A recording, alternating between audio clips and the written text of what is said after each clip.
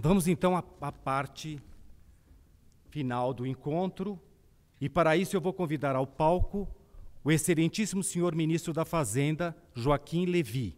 Joaquim, eu vou começar pela carta, e a carta, em vários momentos, alude à economia de baixo carbono, precificação do carbono e, mais explicitamente, a retirada dos subsídios para combustíveis fósseis. Qual seria a opinião do senhor, qual é a opinião do senhor em relação a esses temas que, no mundo, têm despertado muita curiosidade dos seus pares e de governos de países importantes, como China, como Alemanha, como Estados Unidos, Austrália, entre outros, por favor? Eu acho que, sem dúvida nenhuma, o tema da mitigação dos efeitos climáticos e, de modo geral, garantir, evitar o aquecimento global, etc., serão cada vez mais importantes.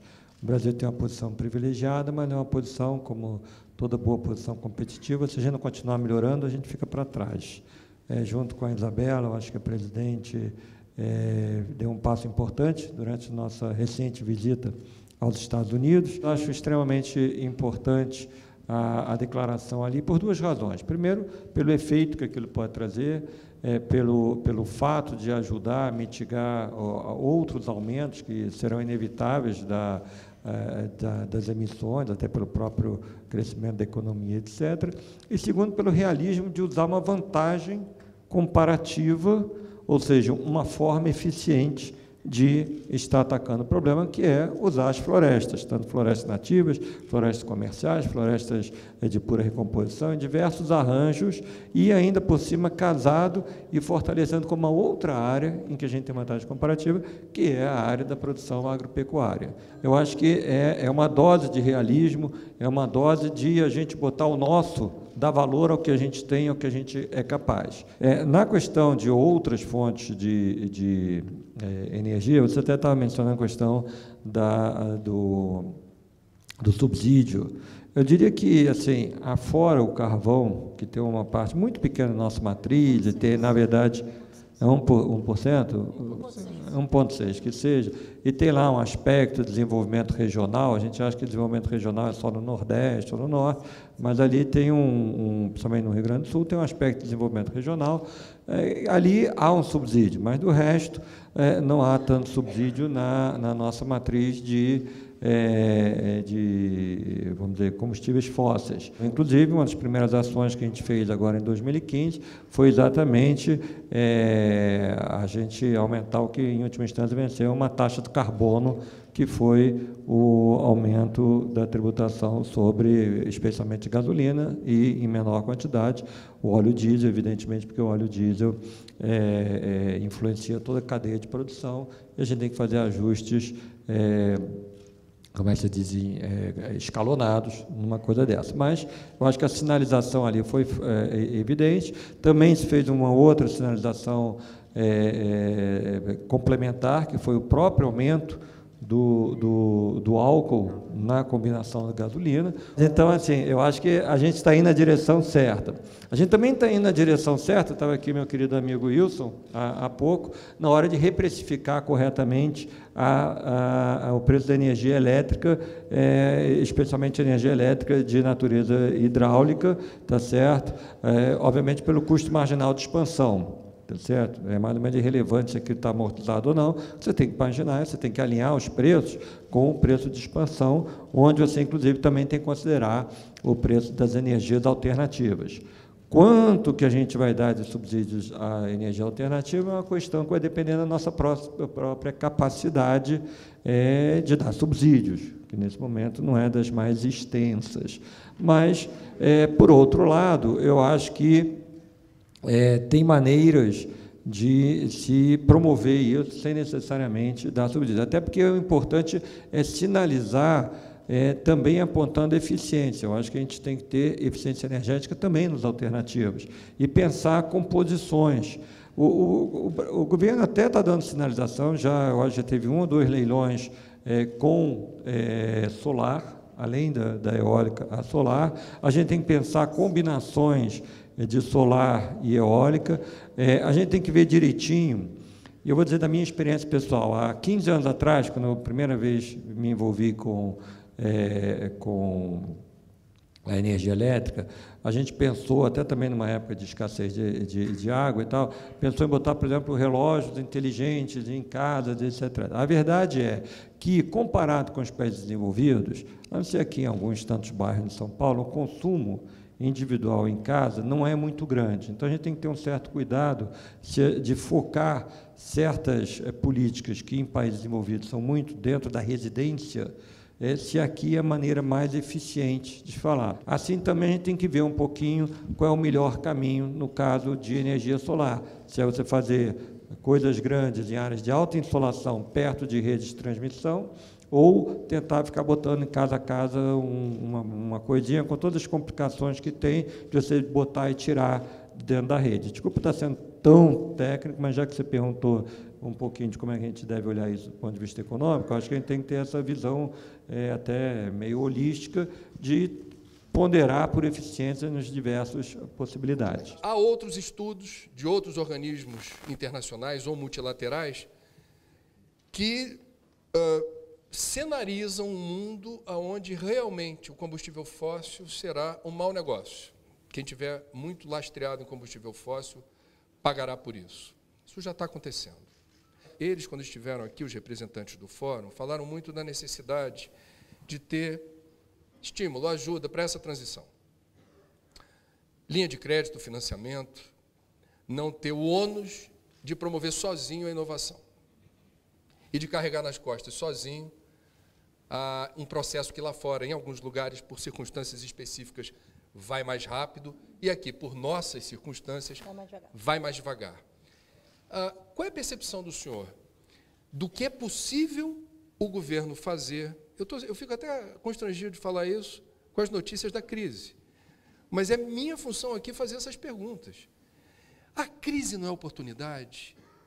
Há como perceber, no momento de crise, algo, o senhor falou de inovação, algo que possa soar como novo, interessante, instigante para o mercado morder a isca e seguir junto? Como eu falei, o governo tem feito leilão de energia solar. O governo tem feito leilão de energia eólica. Tá certo? Essas são coisas poderosíssimas. Eu acho que aqui no Brasil tem empresas que têm feito investimentos, têm inovado, têm melhorado processos para fazer as coisas andarem. Eu acho que o caminho tem que ser esse. O caminho não é esperar que o governo vai assim, fazer um chuveirinho de dinheiro para eu começar a botar, porque senão é luxo, senão é acessório, não é uma coisa que é fundamental para a economia. Crédito vai ter. Então, assim, a gente tem que trabalhar nas nossas vantagens comparativas. A gente tem que juntar esforço onde a gente é bom, é melhor, porque é o único jeito de a gente ficar mais forte. Eu vou fazer aqui, aproveitar que a Isabela está aqui, você mencionou que a gente já trabalhou junto. A gente lá no Rio de Janeiro fez um negócio que poucos estados têm, que é o ICMS verde, tá certo? E milagre, 5 anos depois de a gente ir embora, continua funcionando e cada vez mais forte. Tá certo? Ela pode contar com mais propriedade, mas é o quê? Uma parte do ICMS que é distribuído para os municípios, pelo Estado, é discricionário. A gente pegou lá uma fatiazinha e distribuiu para os municípios de acordo com o alcance de certas metas ambientais. Erradicação de lixão, proteção dos mananciais. Todas essas coisas, com impacto direto no bem-estar das pessoas. E isso, montamos lá um sistema estatístico para medir, tudo arrumadinho, tá certo? E isso a gente fez o quê? 2007 para 2008, estamos em 2015. Então, já tem 7 anos rodando esse negócio, e, como eu digo, já tem 5 anos que a gente foi embora e continua rodando. Hoje, isso dá 178 milhões por ano, segundo a última informação que ela me deu. Para os municípios, isso é bastante dinheiro, e principalmente o incentivo. Então, há maneiras, sim, de forma eficiente, de você usar instrumentos públicos para incentivar coisas que são de sustentabilidade. Eu queria saber se o senhor se sente, às vezes, meio estranho no ninho, porque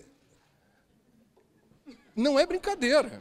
Nesse sentido, eu diria que, às vezes, constitui um ato de coragem, um economista por formação, tentar construir um debate e ser propositivo na direção de uma coisa que está ausente do radar da maioria absoluta dos economistas no Brasil.